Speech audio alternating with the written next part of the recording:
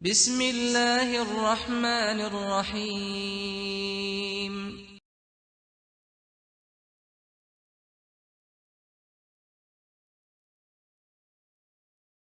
اللهم صل على محمد وعلى آل محمد كما صليت على إبراهيم وعلى آل إبراهيم إنك حميد مجيد. اللهم بارك على محمد وعلى آل محمد كما باركت على إبراهيم وعلى آل إبراهيم إنك حميد مجيد.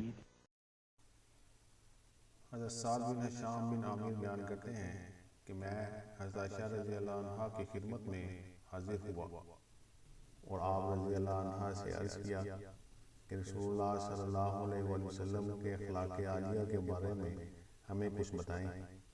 حضرت عائشہ رضی اللہ عنہ نے بتایا کہ حضور صلی اللہ علیہ وسلم کے اخلاق و اطوار قرآن کے عین مطابق تھے۔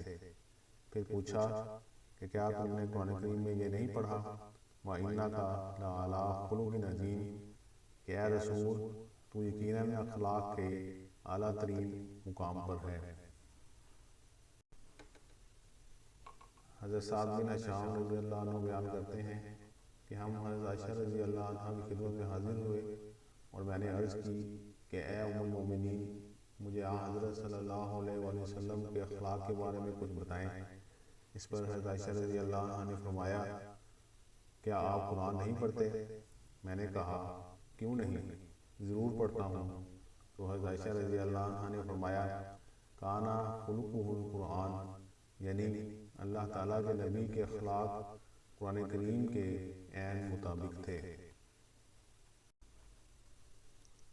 حضرت امام مالک بیان کرتے ہیں کہ حضرت صلی اللہ علیہ وسلم نے فرمایا اخلاق حسنہ کی تکمیل کے لیے مجھے مبعوث کیا گیا ہے، یعنی میں اچھے اور اعلیٰ اخلاق کی تکمیل کے لیے مبعوث ہوا ہوں۔